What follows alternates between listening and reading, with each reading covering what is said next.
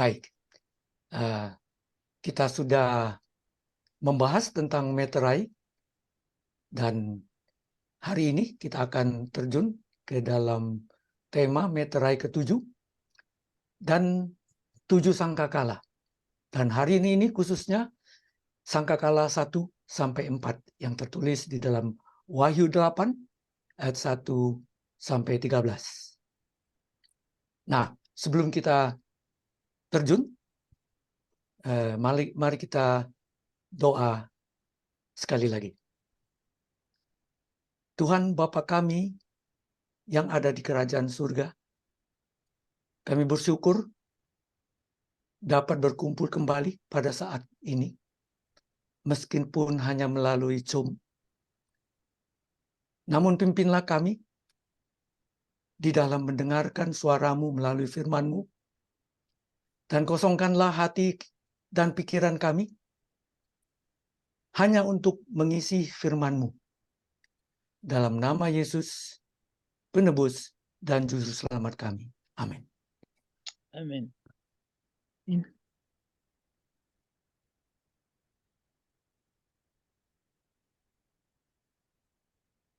Kita sudah pelajari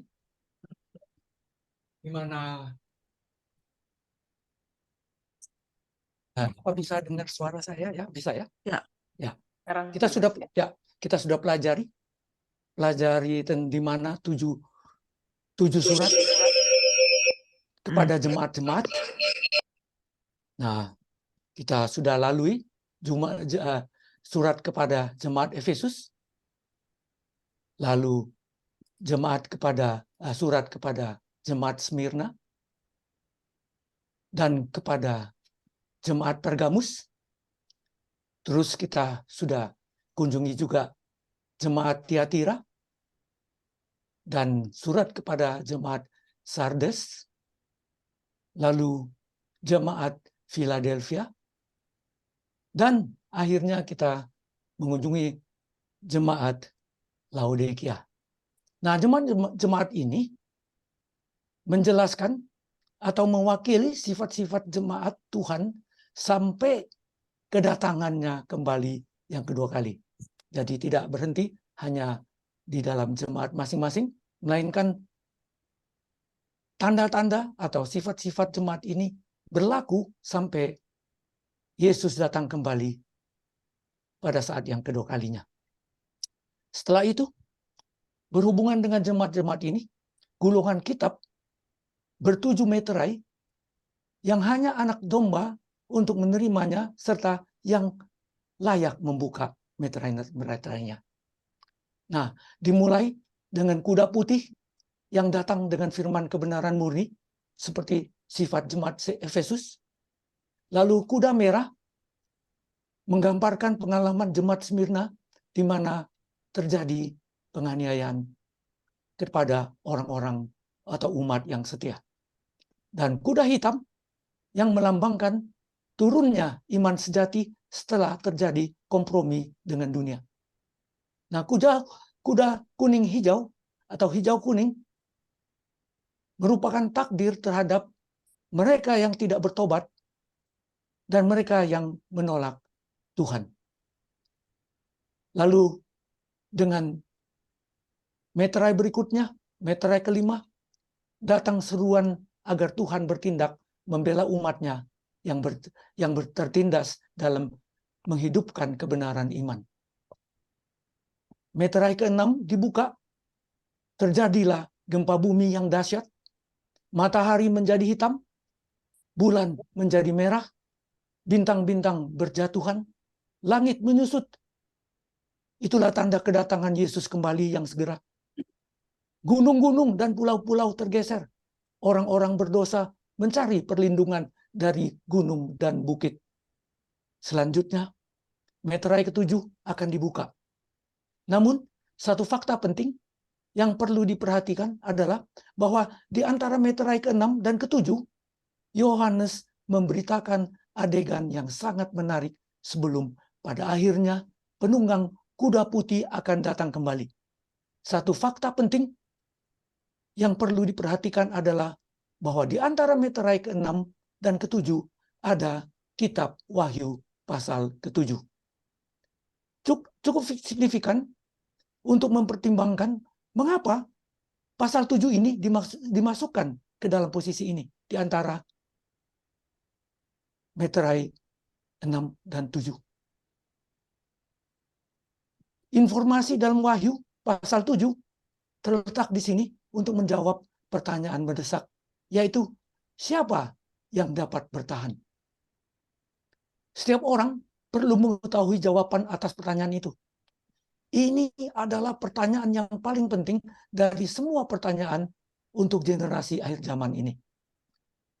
Jawaban atas pertanyaan tentang siapa yang dapat bertahan ditemukan dalam Wahyu 7 ayat 1-3. Di mana umat Tuhan dipersiapkan. Nah, siapakah mereka ini? Kita menemukan 144.000 dan kumpulan besar orang banyak yang tidak dapat terhitung banyaknya yang telah dimeteraikan siap untuk diselamatkan. Apa yang terjadi ketika meterai ke-7 dibuka? Wahyu 8 ayat 1 mengatakan, dan ketika anak domba itu membuka meterai yang ke-7, maka sunyi senyaplah di sorga, kira-kira setengah jam lamanya. Keheningan di surga ini mungkin tampaknya seperti kebalikan dari puncak peristiwa semuanya. Namun sebenarnya tidak demikian. Bahkan meterai ke-7 ini adalah salah satu yang paling mendebarkan. Pada saat meterai ke-6 dibuka, menggambarkan pergolakan yang luar biasa. Gempa bumi yang hebat, matahari menjadi gelap, bulan tampak seperti darah, bintang-bintang berjatuhan ke bumi, penduduk dunia dilanda kepanikan yang mengerikan. Tapi kemudian pada saat meterai ke-7 dibuka, ada keheningan. Mengapa ada keheningan ketika biasanya ada musik dan pujian yang terus-menerus di hadirat Tuhan? Apa yang dapat menyebabkan keheningan di surga? Ini telah terjadi hanya sekali sebelumnya. Pada kesempatan ini, suasana pujian surga yang mulia diubah menjadi suasana duka cita. Mengapa perubahan ini terjadi? Pernahkah duka cita menimpa Bapa Surgawi kita? Jawabannya adalah ada. Iya. Karena hatinya dirundung kesedihan ketika dia memberikan putra tunggalnya ketika untuk menyelamatkan kita yang bersalah dan berdosa. Dia harus menarik kehadirannya dari kekasihnya.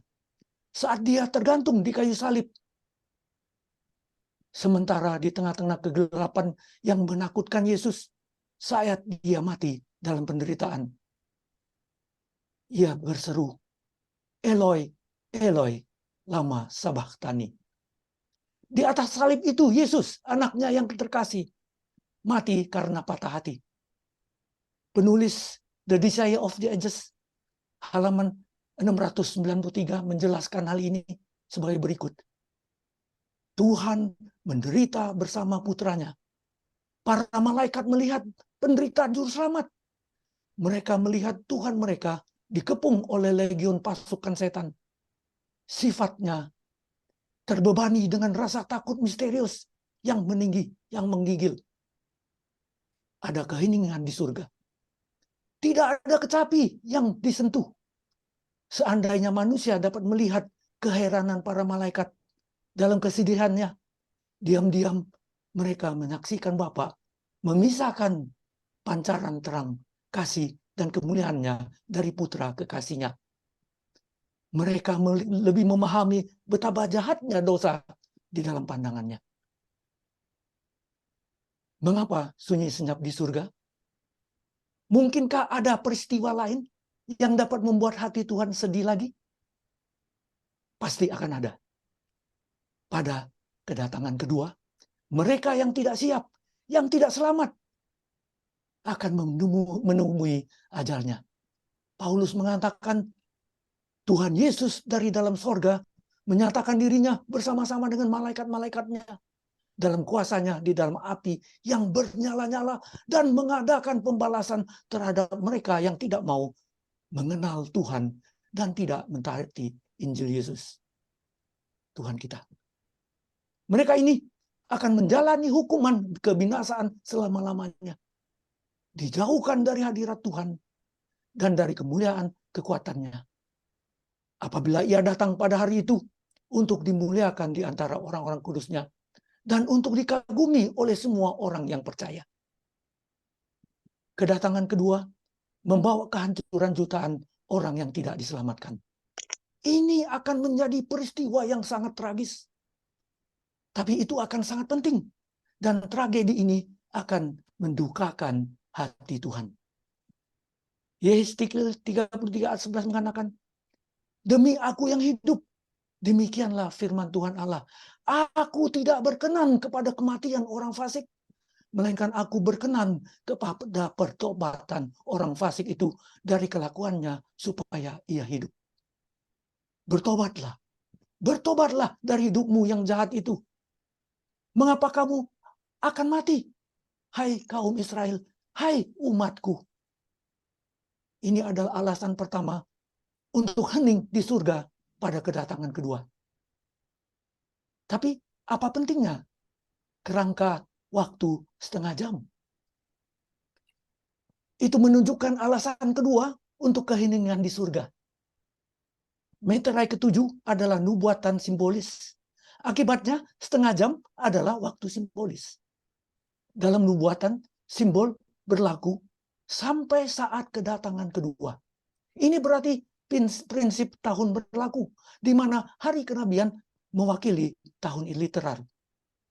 Oleh karena itu, setengah jam dalam nubuatan ini dihitung sebagai berikut. Setengah jam adalah 1/48 dari bagian satu hari. Sedangkan satu hari sama dengan 1 tahun nubuatan, dan 1 tahun Alkitabiah adalah 360 hari. Sehingga setengah jam 1/48 kali 360 sama dengan 7,5 hari. Akan ada keheningan di surga selama 7,5 hari literal. Apa pentingnya 7,5 hari literal sehubungan dengan kedatangan kedua? Karena bukankah dia dapat segera hadir di hadapan kita? Nah, sedemikian besarnya kesedihan atas kemusnahan orang-orang yang tidak selamat, setengah hari keheningan di sorga, dan kebangkitan umat Tuhan yang diselamatkan. Dan ketika Yesus Kristus kembali ke dunia ini, surga akan dikosongkan dari penghuninya. Kecuali Allah Bapa yang tetap tinggal. Semua bala tentara malaikat menemani Kristus ke dunia ini. Matius 25 ayat 31 dikatakan, apabila anak manusia datang dalam kemuliaannya, dan semua malaikat bersama-sama dengan dia, maka ia akan bersemayam di atas takhta kemuliaannya. Kedatangan kedua akan menjadi pertunjukan kuasa dan kemuliaan terbesar yang pernah disaksikan. Karena Lukas 9 ayat 26 mengatakan, ia datang kelak dalam kemuliaannya dan dalam kemuliaan Bapa dan malaikat kudus. Semua penghuni surga dan mungkin para pemimpin dunia lain serta rakyatnya akan menemani Kristus. Tetapi Bapa tetap tinggal sendirian. Menunggu kembalinya putranya bersama orang-orang kudus. Tidak diragukan lagi, dia menunggu dalam kesunyian.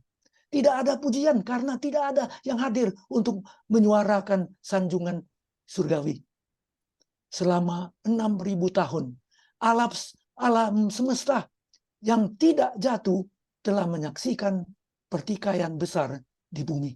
Sekarang, di klimaks besar dari kontroversi ini, di puncak akhir perang antara yang baik dan yang jahat, bala tentara surga yang tak terhitung jumlahnya hadir untuk menyaksikan pandangan itu.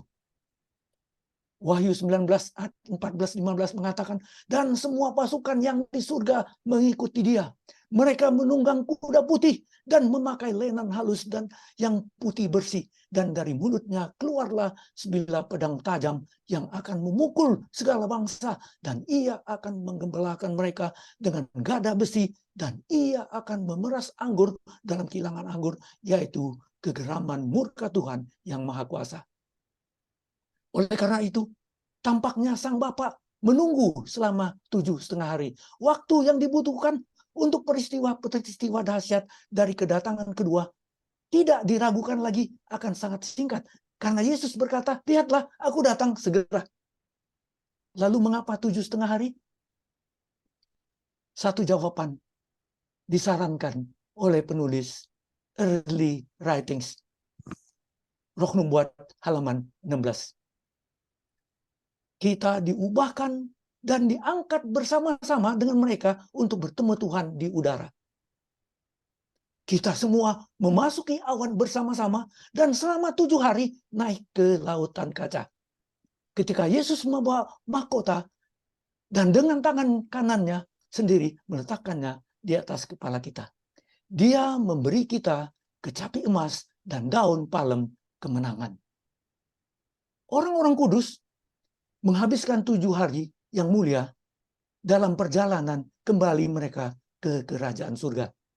Dan hanya setengah hari untuk peristiwa kebangkitan orang benar, kehancuran orang yang tidak diselamatkan, dan pertemuan kembali dengan umat kudus yang hidup. Bayangkan, Anda hanya punya setengah hari untuk bersuka cita, bertemu dengan kekasih-kekasih yang telah pergi duluan. Kemudian orang-orang kudus Tuhan memulai perjalanan puncak mereka selama 7 hari yang menakjubkan melalui luar angkasa. Kembali ke rumah. Pada hari reuni besar itu, semua orang kudus akan kembali bersama-sama ke kerajaan di mana mereka akan menerima upah yang dijanjikan. Satu prospek yang luar biasa. Jadi keheningan 7 hari di surga, setengah hari duka atas kebinasan orang-orang berdosa dan kebangkitan umat tebusan. 7 hari perjalanan dari bumi ke surga. Wahyu 7 ayat 9 dan 10 mengatakan, kemudian daripada itu aku melihat sungguh-sungguhnya suatu kumpulan besar orang banyak yang tidak dapat terhitung banyaknya dari segala bangsa dan suku dan kaum dan bahasa. Berdiri di hadapan takhta dan di hadapan anak domba. Memakai jubah putih dan memegang daun-daun palem di tangan mereka. Dan dengan suara nyaring mereka berseru, keselamatan Tuhan bagi Tuhan kami yang duduk di atas takhta dan bagi anak domba. Bayangkan pengalaman yang mulia ketika kita akhirnya berdiri di hadapan takhta dan melihat wajah Tuhan kita yang luar biasa. Mereka tidak akan menderita lapar dan dahaga lagi. Dan Tuhan akan menghapus segala air mata dari mata mereka. Dan maut tidak akan ada lagi. Tidak akan ada lagi perkabungan atau ratap tangis atau duka cita. Sebab segala sesuatu yang lama telah berlalu. Jadi sunyi senyaplah di sorga. Kira-kira setengah jam lamanya. Mencakup peristiwa kesedihan atas kebinasan umat berdosa waktu pembukaan meterai ke-7. Serta kebangkitan umat tebusan saat kedatangan Yesus yang kedua kali. Dan perjalanan dari bumi ke sorga. Saat meterai ke-7 dibuka, tertampillah 7 sangkakala.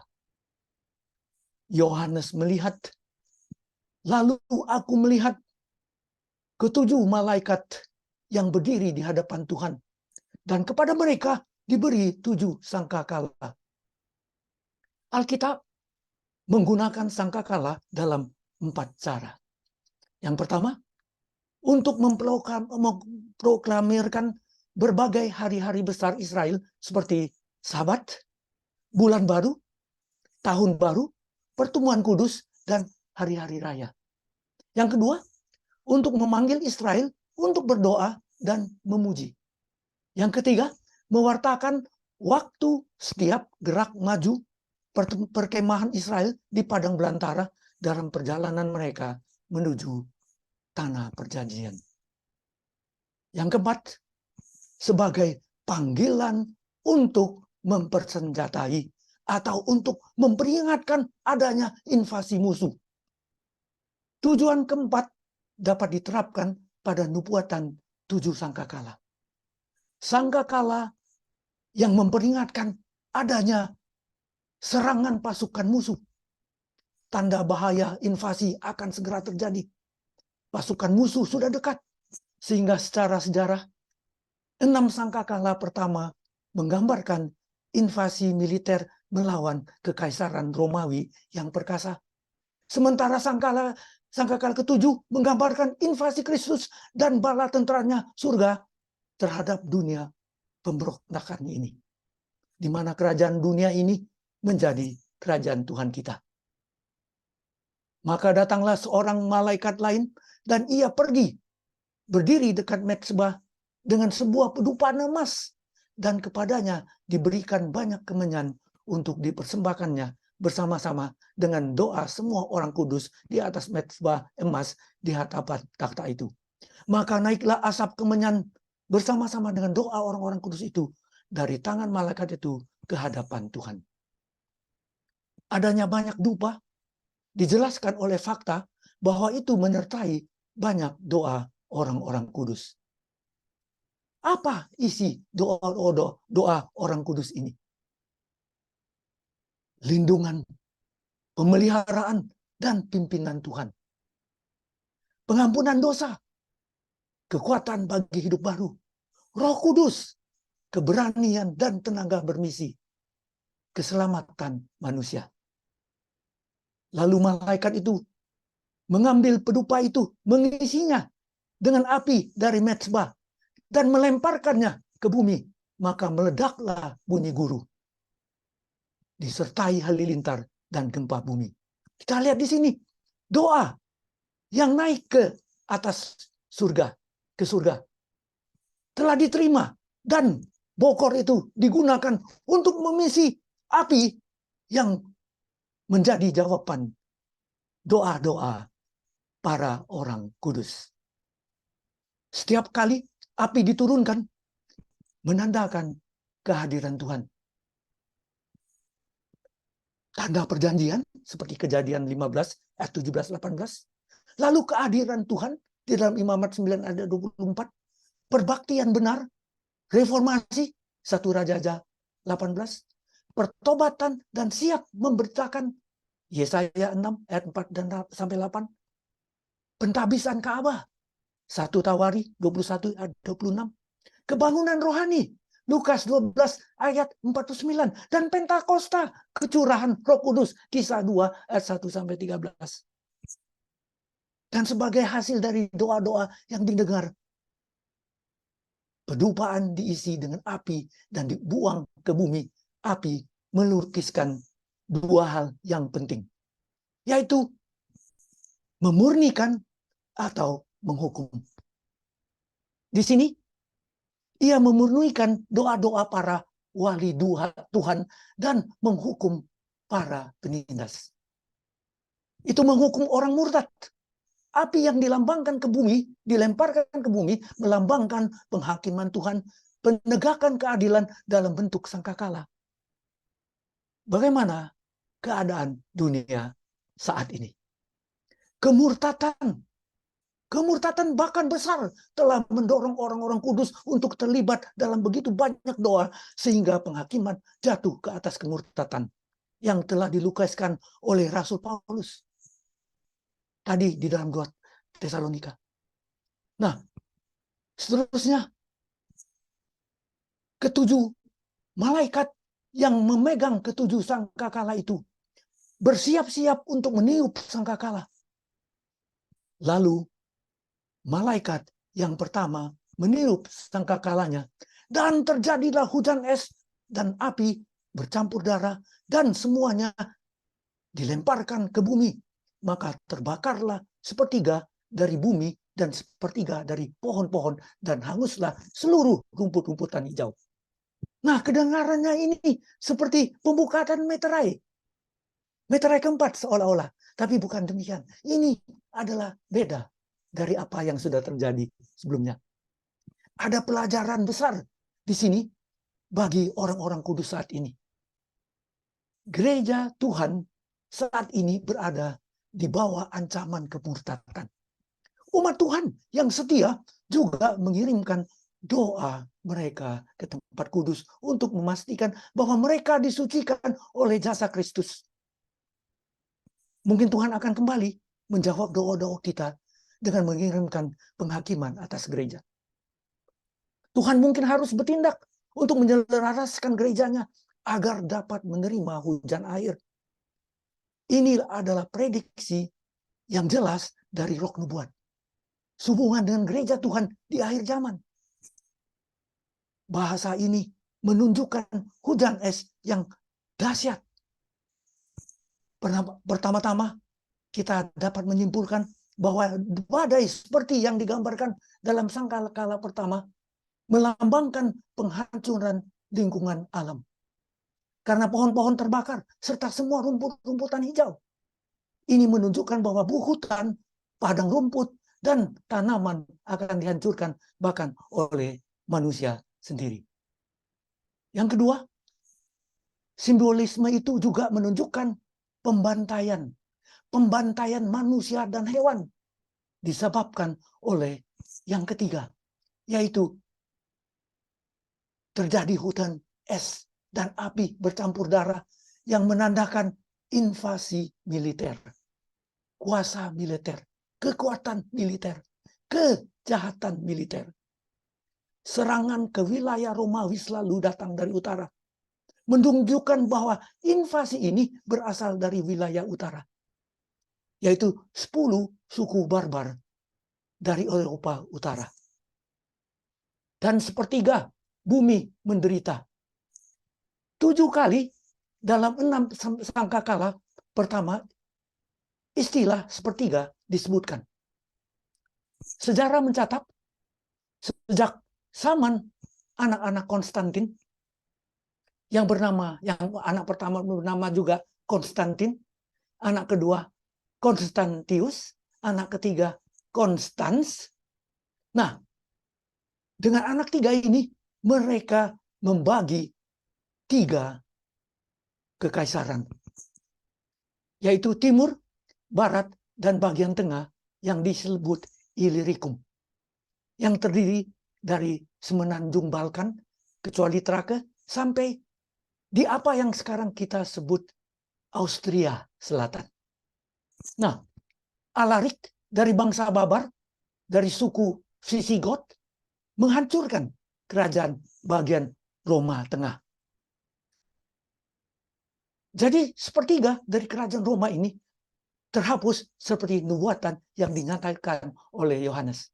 Lalu sangkakala kedua dikumandangkan. Lalu malaikat yang kedua meniup sangkakalanya dan ada sesuatu seperti gunung besar yang menyala-nyala oleh api dilemparkan ke dalam laut, dan sepertiga dari laut itu menjadi darah. Dan matilah sepertiga dari segala makhluk yang bernyawa di dalam laut, dan binasalah sepertiga dari semua kapal. Kitab suci dengan jelas mengatakan bahwa sebuah gunung melambangkan sebuah kerajaan. Akibatnya simbolisme ini menunjukkan kekuatan yang berhubungan dengan laut.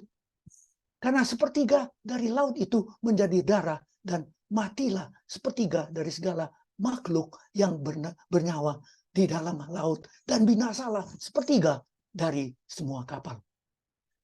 Prediksi dan simbol sangkakala kedua yang menunjukkan invasi yang terkait dengan laut digenapi semuanya oleh suku bangsa Vandal. Suku bangsa Vandal menyerang Romawi Barat dan khususnya pusat gereja Katolik di mana kemurtadan berkembang. Bahkan mereka merasa bahwa mereka adalah agen Tuhan untuk di dalam melaksanakan amarah sorgawi. Akhirnya Kaisar Romawi Timur bersekutu dengan Roma Barat untuk membangun armada raksasa guna menghancurkan kekuatan angkatan laut Vandal yang menyerang. Namun armada Romawi ini 2 kali dihancurkan oleh api kaum Vandal. Dan ini dapat menjadi pemunahan ramalan sangkakala kedua ini. Kehancuran yang dilakukan oleh kaum Vandal sangat luar biasa. Vandal menggenapi sangkakala kedua. Namun yang kembali sayangnya dibinasakan oleh kuasa gereja Romawi karena iman Ariane Vandal. Karena bangsa Vandal ini mempunyai iman Ariane. Nah, mungkin dalam kesempatan lain kita bisa menyinggung memperdalam hal itu. Apa yang terjadi atas Nubuat Pandamil menyangkut 3 tanduk yang tumbang karena bertubuhnya tanduk kecil di antara 10 tanduk. Karena mereka mempunyai kepercayaan Ariana ini sehingga dapat akhirnya dibinasakan oleh kepausan. Sama dengan apa yang diceritakan oleh tanduk di dalam Nubuatan Daniel. Bukan? 10 tanduk, ingat? 1 tanduk yang kecil bertumbuh dan menumbangkan 3 tanduk yang lain. Baik. Yang akhirnya Afrika, Sardinia, dan Korsika kembali kepada pemerintahan kerajaan Romawi. Sangkakala ketiga. Lalu malaikat yang ketiga meniup sangkakalanya dan jatuhlah dari langit sebuah bintang besar. Menyala-nyala seperti obor. Dan ia menimpa sepertiga dari sungai-sungai dan mata-mata air. Nama binatang itu ialah Absinthus. Dan sepertiga dari semua air menjadi Absinthus. Dan banyak orang mati karena air itu. Sebab sudah menjadi pahit. Absinthus artinya pahit. Sedemikian pahitnya bahkan membawakan kematian. Bintang besar dari surga adalah meteor simbolis yang jatuh di sepertiga sungai dan mata air, yaitu sepertiga dari kerajaan Romawi. Sekarang kena mata air dan sungai. Dalam kitab suci, sebuah bintang melambangkan seorang pemimpin. Bintang jatuh dapat melambangkan kejatuhan pemimpin. Nah, daerah tersebut, mata air dan sungai digambarkan sebagai sepertiga. Dari mana? Tidak lain. Di mana mata air? Yaitu pada daerah di mana sungai dimulai. Dengan kata lain, dari daerah pegunungan. Sejarah menceritakan suatu peristiwa yang memenuhi spesifikasi dalam Wahyu 8 ayat 10-11. Attila dengan ribuan prajurit Han-nya. Nah, Attila dari suku Han menginvasi kekaisaran Romawi pada tahun 450. Dalam peperangan sengit. Di sini 700.000 serdadu Han dibawa kepemimpinan Attila. Pertempuran yang mengerikan yang menyaksikan pembantaian yang mengejutkan. Namun nyatanya Attila dan pasukan Han-nya berhasil dipukul mundur di medan peperangan itu. Sebenarnya dia tidak kalah sepenuhnya. Lalu mundur ke daerah pegunungan, ke sungai dan mata air. Orang Han telah menyebar ke seluruh Eropa Timur, di mana mereka tidak punya lawan. Mereka bahkan menginvasi Cina dan Media, yaitu Persia Utara. Namun setelah kematian Attila, mereka mulai menarik diri dari Eropa. Kembali ke timur. Sementara sisanya tetap tinggal di tempat yang sekarang kita sebut Hongaria. Dengan demikian, kala ketiga dikenai oleh invasi yang mengerikan dari Attila dan suku Han-nya yang menguasai Roma Timur. Sangkakala keempat Lalu malaikat yang keempat meniup sangkakalanya dan terpukullah sepertiga dari matahari dan sepertiga dari bulan dan sepertiga dari bintang-bintang. Sehingga sepertiga daripadanya menjadi gelap dan sepertiga dari siang hari tidak terang, dan demikian juga malam hari. Ada miripnya dengan meterai, bukan? Tapi sekarang kita ada di sangkakala. Istilah sepertiga matahari pasti bersifat simbolis, karena tidak dapat mengacu pada matahari literal. Makanya tidak sama. Lalu apa yang diwakili oleh matahari, bulan, dan bintang-bintang di dalam kekaisaran Romawi? Jadi simbolis ini kemungkinan besar mengacu pada cahaya terkemuka para penguasa Roma Barat. Menariknya, ada 3 badan yang terlibat dalam pemerintahan kekaisaran Romawi. Ini adalah kaisar, konsul, dan senat. Pemahyu menyamakan mereka dengan matahari, bulan, dan bintang.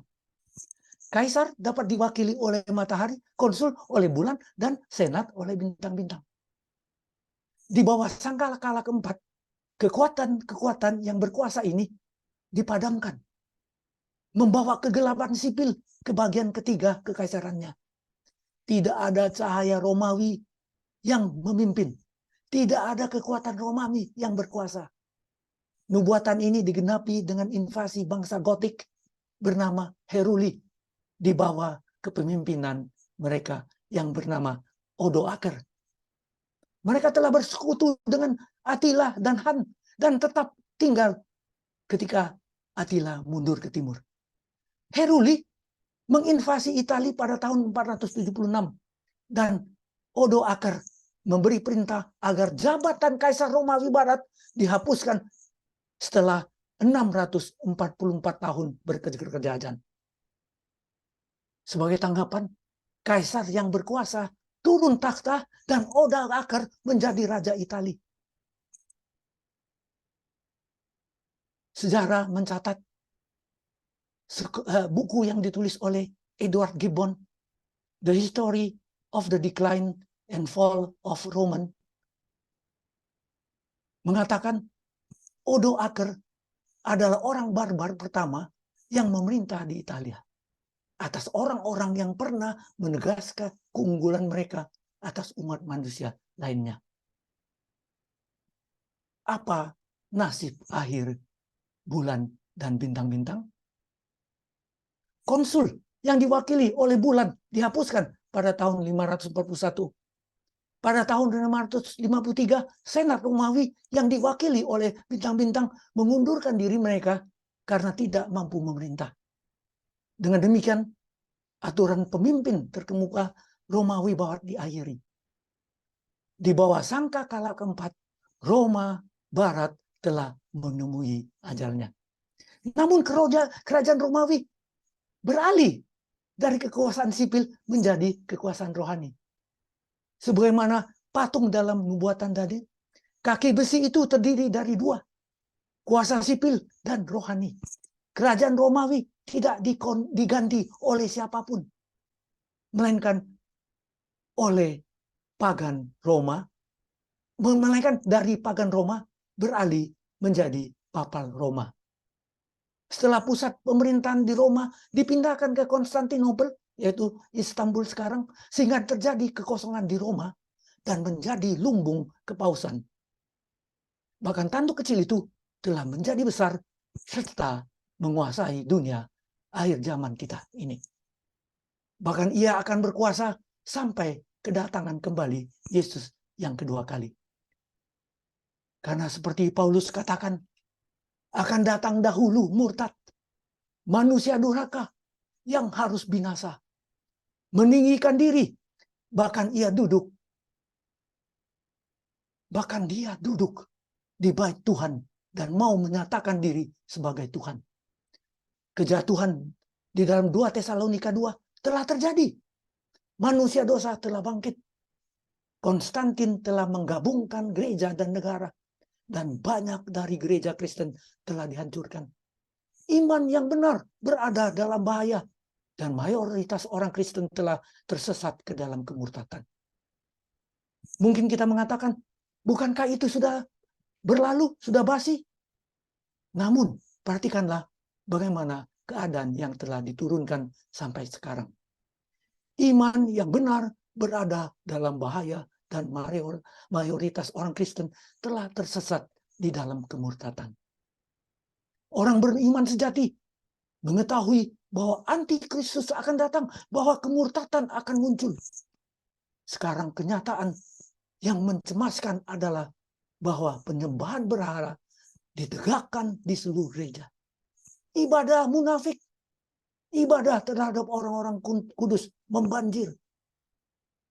Ketika kerajaan Tuhan tampak tidak ada harapan, yang dapat dilakukan oleh orang kudus hanyalah berdoa.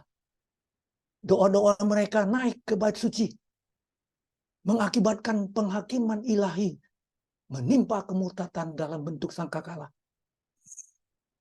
Pelajaran besar ini sangat penting bagi orang-orang kudus saat ini. Gereja Tuhan saat ini berada di bawah ancaman kemurtatan. Umat Tuhan yang sejati juga memanjatkan doa mereka sampai ke tempat kudus, agar memastikan bahwa mereka disucikan oleh jasa Kristus. Dan Tuhan akan kembali menjawab doa-doa kita dengan mengirim penghakiman atas gereja. Tuhan mungkin harus bertindak untuk melaraskan gerejanya agar dapat menerima hujan air. Ini adalah prediksi yang jelas dari Roh Nubuat sehubungan dengan gereja Tuhan yang air. Yesaya 26 ayat 9 mengatakan,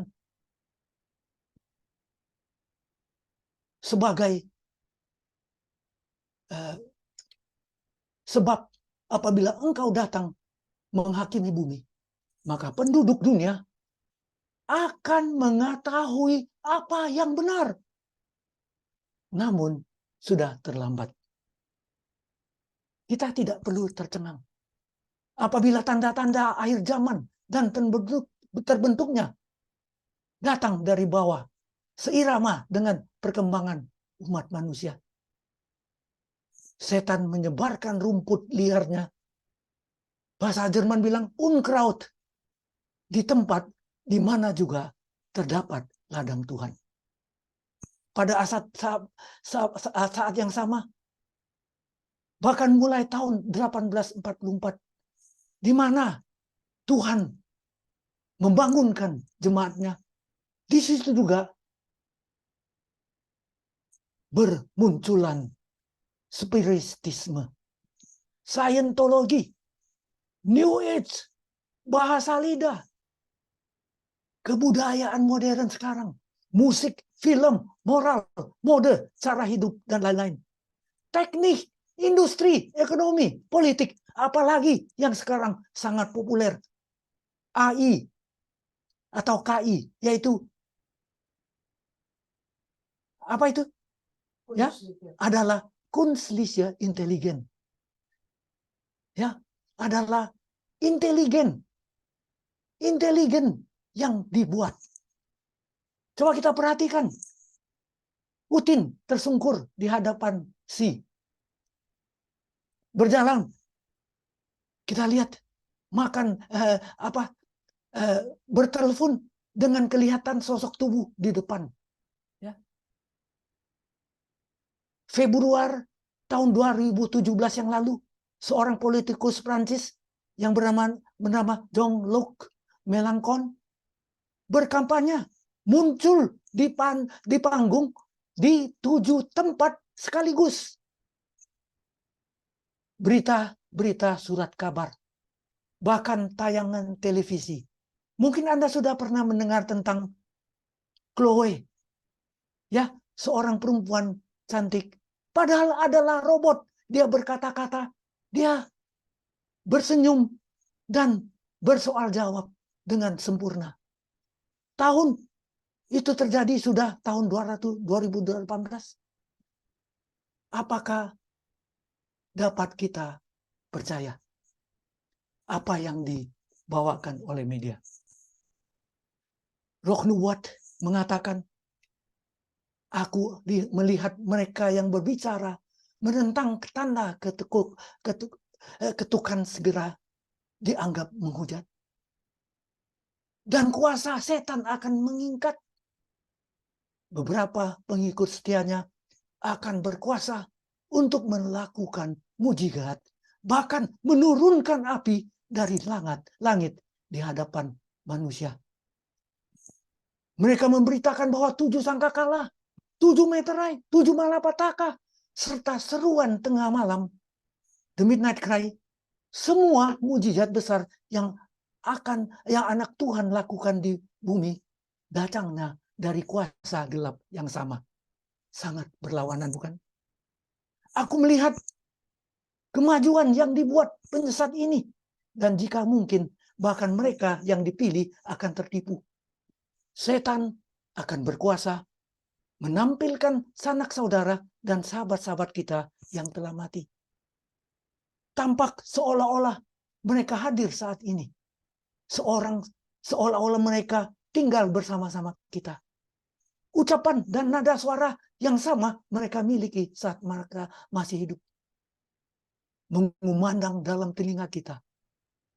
Semua ini dilakukan untuk menipu orang-orang kudus dan memikat mereka agar percaya penipuan ini. 4 sangkakala pertama membentangkan hukuman atas kerajaan Roma kafir.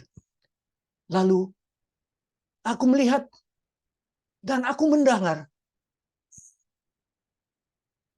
seekor burung nasar terbang di tengah langit dan berkata dengan suara nyaring, celaka, celaka, celakalah mereka yang diam di atas bumi. Oleh karena bunyi sangkakala ketiga malaikat lain yang masih akan meniup sangkakalanya. 4 sangkakala sudah kita lalui. Masih ada 3 sangkakala yang akan ditiup, akan diserukan. Akan ada lebih banyak hukuman lagi terhadap mereka yang melawan umat Tuhan dan bahkan terhadap Tuhan. Kita akan teruskan 2 minggu depan nanti. Mari kita berdoa. Terima kasih ya Tuhan atas pencerahan yang Engkau berikan. Sehingga kami tidak perlu menerka-menerka, melainkan mengerti akan tanda-tanda kedatangan-Mu yang kedua kali. Dan yang segera itu. Dalam nama Yesus, penebus dan juru selamat kami. Amin. Semoga karunia kasih Tuhan Yesus senantiasa menyertai kita sekalian. Amin. Amin. Terima kasih. Terima kasih kepada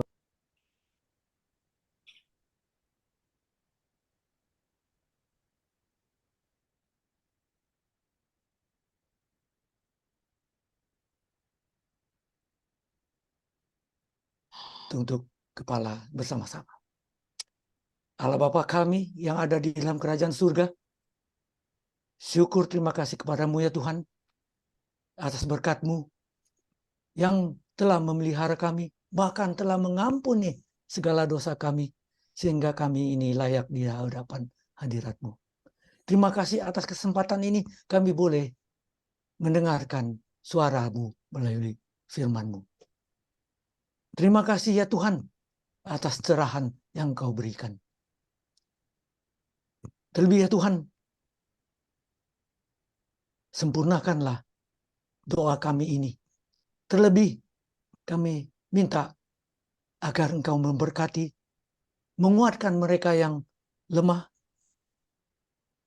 menyembuhkan mereka yang sakit, pimpin mereka yang sedang dalam pergumulan. Engkau berkati teman kami yang masih dalam perjuangan menguasai bahasa barunya. Engkau berkati pula Itulah sebabnya Tuhan, kami tidak dapat sebutkan satu persatu, tapi Engkaulah yang dapat menyempurnakannya. Karena kami hanya minta di dalam nama-Mu yang indah, yang mulia, yang penuh kasih. Yesus, penebus dan juru selamat kami. Amin. Amin. Bapa kami yang ada di dalam kerajaan surga, dikuduskanlah Dikuduskanlah nama-Mu. kiranya Datanglah Bunda kerajaan, kerajaan-Mu. jadilah Jadilah kehendak-Mu kehendak di bumi bumi seperti di surga. surga. Berikanlah kami pada hari ini Pada hari ini makanan kami secukupnya, dan ampunilah kami akan kesalahan kami, seperti juga kami mengampuni orang yang bersalah kepada kami. Dan janganlah membawa kami ke dalam pencobaan, tetapi lepaskanlah kami daripada yang jahat. Karena Engkaulah yang punya kerajaan dan kuasa dan kemuliaan sampai selama-lamanya. Amin. Amin. Terima kasih. Amin. Amin. Terima kasih untuk Bapak Rusli yang sudah menyampaikan Kembali. firman. Kembali, Dan, puji Tuhan. Tutup. Sekarang kita akan memasuki pengumuman. Mungkin saya serahkan kepada Terima kasih Riko sudah memimpin kita semua. Tuhan berkati ya dan sukses selalu dalam kedepannya, masa depannya di Itali. Terima kasih banyak Om Dalias. Jadi Terima kami kasih tunggu juga. 2 minggu lagi ya. Ya, 2 minggu lagi kita sambung. Makin Terima hari kasih. makin seru ini Terima kasih pembahasannya. Bapak Rusli. Dalias, kasih. terima kasih Terima firmannya. kasih. Iya, Luna dan Eda Bernike terima kasih sudah untuk doa-doanya dan juga semua yang hadir. Ada Sus Terima Heske, Tante kasih. Feli, Tante Dalias ada juga, Tante Ada. Sari, Selalu ada. Anita. Tapi tidak mau Bunyi. malu menunjukkan muka. Aduh. Tante Sarah dan Om Ruben, Tanti, Ya. ya keluarga dari Om Alex Rantung. Thank you. Terima Selamat kasih banyak malam. sudah hadir dan selamat malam Jerman, Eropa dan Itali. Selamat siang yang di Amerika dan selamat sore. Tuhan berkati kita semua. Sampai jumpa. Sampai hari Amin. Jumat. Ya. Oke. Oke, bye-bye. Bye semuanya. Bye. semuanya.